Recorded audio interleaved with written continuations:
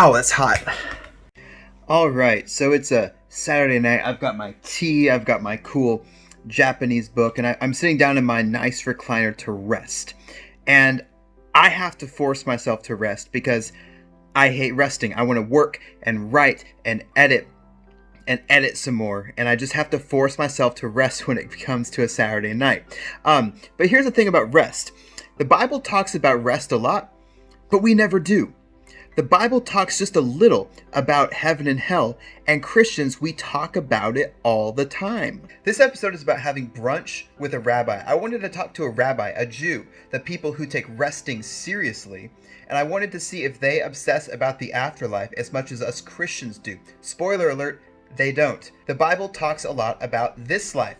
That's what I learned from my rabbi. So we're going to get started in just a minute. If you wouldn't mind, look down below the video and click the subscribe button. That would be great. Also, if you want to look in the comments and in the description, I'm going to have a bunch of scriptures there that will tell you where I'm pulling the notes from this week. And then finally, if you wouldn't mind asking a question in the comments, that would help me find stuff that people really want to talk about. All right, let's get started.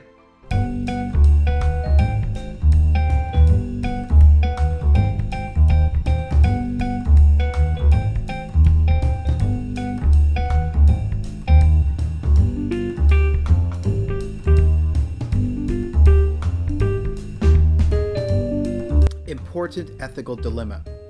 When you're having brunch with a rabbi, do you order bacon? Okay, let me go back in time. I wanted to know what Jews believe about the afterlife, so I called a rabbi and asked him out to brunch. Now we went to my favorite diner, and my favorite diner is called Wex, and they have this thing called the Papa's Bowl. It's got shredded hash browns, green chili, cheese, egg, and of course your choice of protein on the top. None of the proteins are kosher. I'm kidding you not. You have a choice of ham, sausage, or bacon on top of the Papa's Bowl. It's like a lose-lose-lose situation if you're eating with a rabbi. Now I say this as a total compliment. Rabbi Harry was a grumpy old man. It fit him perfectly. He had a little bit of gray hair. He answered everything with a sarcastic comment. He kind of flirted with the waitresses, which was kind of weird. I don't know if I should say that, but it was awesome. I had a really good time with him because I'm not a Jew, and he is, and Jesus was. And when Jesus preached, he was mostly preaching to Jews. So when Jesus talked about heaven and the afterlife, if Jesus was to use the word heaven, what kind of images were coming into the mind of the people that he was preaching to? So I'm going to admit something to you right now, and it's the same thing that I admitted at the beginning of my brunch with Harry. It's this. I became a Christian to avoid going to hell. I remember youth group mission trips, youth group camps, all the weekend experiences, sermons, songs, dramas. Everything was designed to quite literally scare the hell out of us. I remember I played this game and I was blindfolded and had to choose somebody to follow, and some people were angels and some people were demons, and I lost. I chose a demon, and then I spent the next 30 minutes in the church nursery and they jacked up the heating in the nursery. It was almost enough to make me want to be a Calvinist. If you're a Christian, there's a pretty good chance that not going to hell influenced your decision to follow Jesus. So I confessed this to Harry. I said, Harry, me and most of my friends, we became Christians to avoid hell.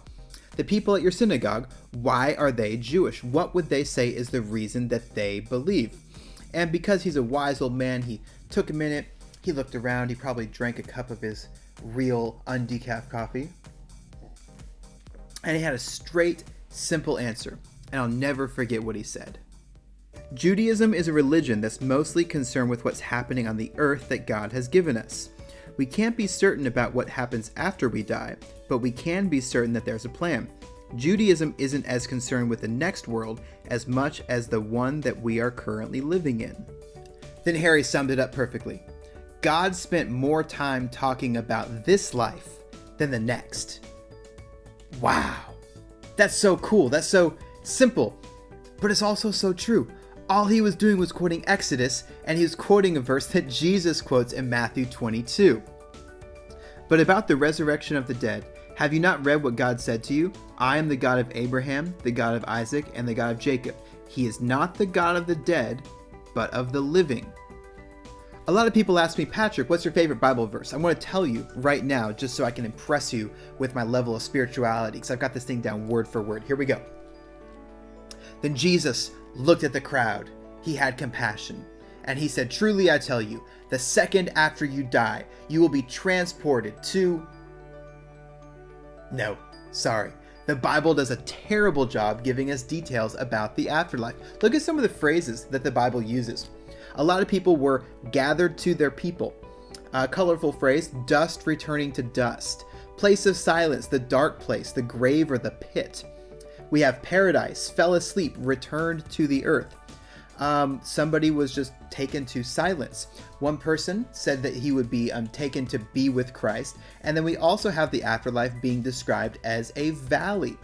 The Bible does a terrible job giving us answers about the afterlife.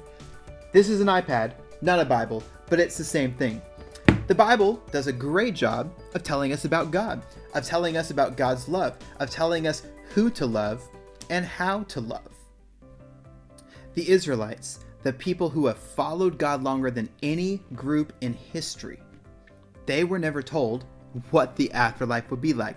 Instead, they were directed how to rest, how to structure their society, how to care for the outsider. They were told what they should and shouldn't eat. Have you ever thought about that God talked more about dieting than he did about the afterlife? Now, prepare to hear this a bunch.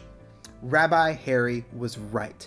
If the Bible wanted to tell us how to get into a place or how to get to the best possible afterlife, it would have told us.